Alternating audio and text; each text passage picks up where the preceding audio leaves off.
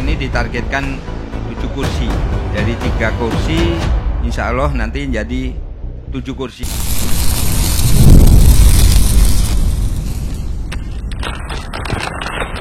Assalamualaikum warahmatullahi wabarakatuh. Kawan ngopi, jumpa lagi bersama saya Nur Hapen Caniago di Time to Talk. Ngopi asik, ngobrol pintar, bikin asik. Dinamika perpolitikan semakin mendekati hari H. Di 2024 nanti akan dilaksanakan pemilu serentak antara pemilihan presiden dan pemilihan calon legislatif. Untuk itu, kita akan mengupas beberapa hal, isu-isu dinamika politik tersebut. Kita akan mengulas khusus di Kota Tangerang. Untuk itu, kita hadirkan, kita undang salah seorang politisi, ketua salah satu partai yang ada di Kota Tangerang, yaitu Ketua DPD Nasdem Kota Tangerang, Insinyur Haji Suratmin, MT.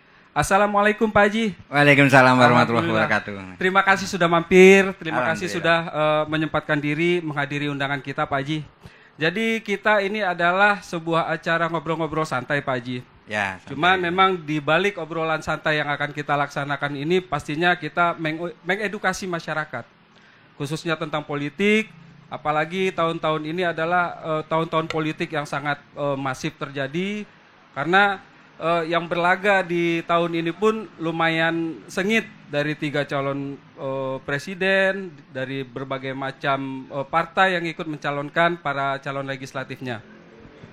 Untuk itu, alangkah baiknya kita mengetahui profiling Pak Haji Suratmin. Silakan Pak Haji. Terima kasih. Assalamualaikum warahmatullahi wabarakatuh. Alhamdulillah pada kesempatan ini, dalam kita ngopi bareng ini, mudah-mudahan kita membawa berkah dan manfaat khususnya di Partai Nasdem. Pertama, dari profiling atau data pribadi saya ini, ya saya ini dibesarkan dari dunia konstruksi, dan kebetulan saya di bidang konsultan, dan pendidikan terakhir saya di Fakultas Teknik Magister Teknik Sipil di Universitas Trisakti.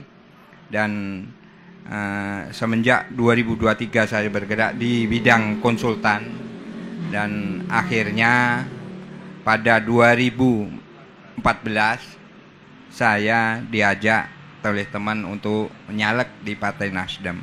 Itu keinginan sendiri atau diajak itu Pak Haji? Nah, ini semua ada sejarahnya. Boleh Pak Haji. Jadi diceritakan, Pak Haji. Saya masuk Partai Nasdem ini tidak, ya boleh dikata sekonyong-konyong. Kenapa begitu? Dari pembicaraan atau dari masukan-masukan senior waktu itu, bahwa kalau orang nyalek ini kan otomatis perlu punya dana atau uang gitu. Tapi dari situ dikasih, yang saya pegang adalah kalau orang nyalek habisnya 100 juta, bandanya, bukan duitnya ya, bandanya minimal 1 miliar. Betul Pak Haji, harus kita hitung persentase. Kalau itu. Kita punya bandanya nggak nyampe segitu, ya susah, kira-kira begitu kira-kira. Bukan duitnya, apalagi kalau ditanya duitnya atau rekeningnya ya. Kalau habisnya 200 juta, ya harus dihitung-hitung ada 2 miliar. Jangan sampai nanti pas nyalek nggak jadi boncos, jadi nggak ini. Kira-kira begitu. Jadi profiling saya ini yang nggak amat-amat lah gitu. Jadi kebetulan dari keluarga, anak saya 2. Anak 2 Pak Haji. Dari kebetulan dua-duanya sudah selesai ya, untuk saya hantarkan. Yang satu udah selesai kan, udah menikah ya. Kebetulan yang satu lagi belum. Mereka masing-masing berpendidikan, satu arsitek, satunya dokter. Alhamdulillah. Jadi itu saya banyak waktu luang untuk ngurusin partai ini sampai sekarang ini. Kira-kira begitu. Oh begitu. Oh jadi semenjak Pak Haji diamanahkan menjadi ketua DPD, itu kegiatan sebagai konsultan konstruksi itu masih berlanjut Pak Haji? Alhamdulillah. Itu adalah kalau di bangunan tinggi itu, Kor Suwayu bangunan nggak ambruk itu adalah konsultan. Itu sampai sekarang ya masih lah. Oh masih berjalan Pak Haji? Itu namanya kekuatan saya ada di situ. Jadi alhamdulillah sampai sekarang masih ada, dan masih didukung oleh perusahaan formal yang nggak semua orang punya sekarang untuk bidang konsultan, dan saya masih punya. Masih ada. Masih berjalan. Masih ada. Berarti luar biasa juga Pak Haji ya, energi yang Pak Haji miliki untuk mengurus bisnis dan partai itu benar-benar harus diatur. Apa kiat-kiat itu Pak Haji? Sebagai seorang yang sudah berpengalaman menjalankan semua itu Pak Haji. Ya, pertama yang harus dijaga adalah ritme tidur kita. Karena dengan profesi saya itu kan mata juga nggak boleh capek. Terus ketika capek ngelihat gambar satu garis bisa 2 garis.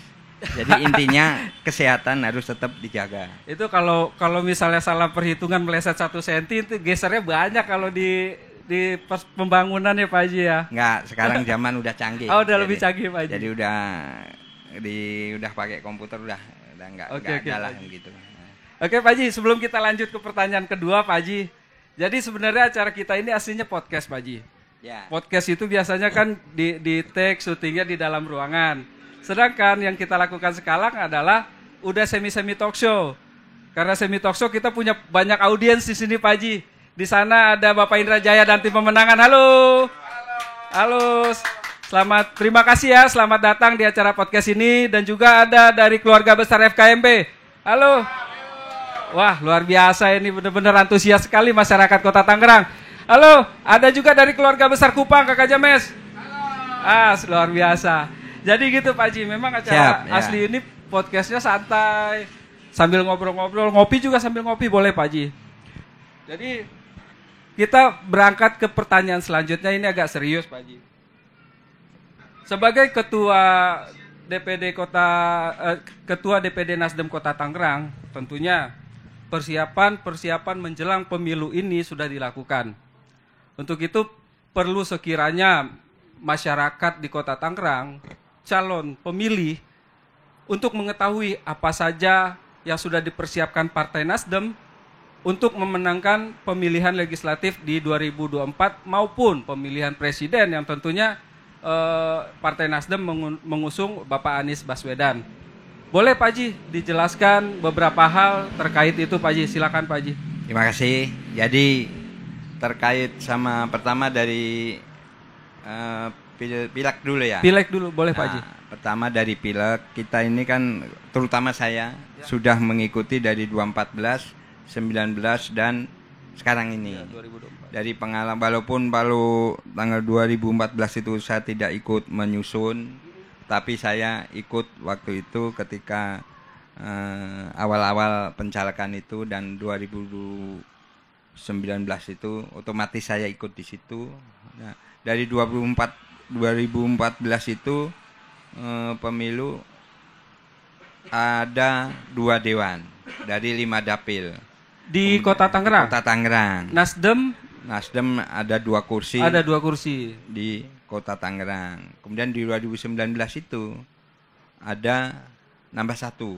Jadi 3 kursi. Jadi 3 kursi. Alhamdulillah ada peningkatan Pak Haji. Ada peningkatan dibanding insya Allah DPD lain ada yang kurang, ada yang bahkan hilang. Jadi alhamdulillah itu jadi penilaian baik sehingga walaupun suara nggak nambah banyak-banyak amat, cuman kursi nambah jadi 3.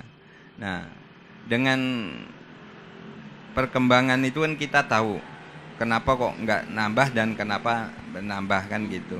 Sehingga pada di 2023 ini untuk Pileg 2024 ini kan kita udah mulai dari Rakernas, Rakerda, Rakerwil, semua udah dilalui target-target gitu. Nah, kita ini ditargetkan 7 kursi. Dari 3 kursi insya Allah nanti jadi 7 kursi di Kota Tangerang. Nah, kalau di Kota Tangerang, kalau bahasanya capres kita Bapak Anies itu namanya target itu bukan tercapai, harus terlampaui.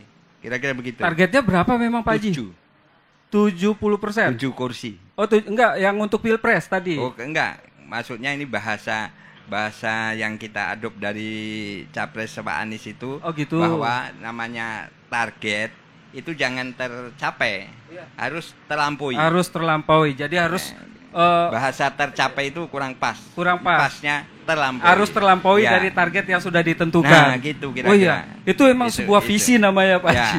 Jadi kalau memang ada tolak ukur itu yang bekerja di tingkat kota pun akan lebih semangat tentunya Pak Haji ya. Kira-kira begitu. Apa dasarnya apa kan gitu. Dasarnya jelas ada hitung-hitungannya. dari kelima partai, kelima dapil ini, ya insya Allah untuk prediksi dibandingkan dengan berikutnya, dengan beberapa caleg yang bekerja itu insya Allah setiap dapil keisi. Udah ada gambaran seperti itu? Kira-kira begitu. Jadi dari 5 dapil itu insya Allah nanti kita masih ada yang pengen ada lebih dari 1 kursi, sehingga target 7 kursi itu bisa tercapai. Mudah-mudahan caleg-caleg yang ada ini masih tetap kompak, tetap berusaha, jangan mentang-mentang apa gitu sehingga dia jadi pesimis. Saya harap mereka tetap optimis. Karena apa? Karena kita masih punya lagi efek-efek ekor jas kasarnya ya kan gitu, terutama dengan pencapresan Bapak Anies Baswedan ini kan insya Allah luar biasa di kota Tangerang ini.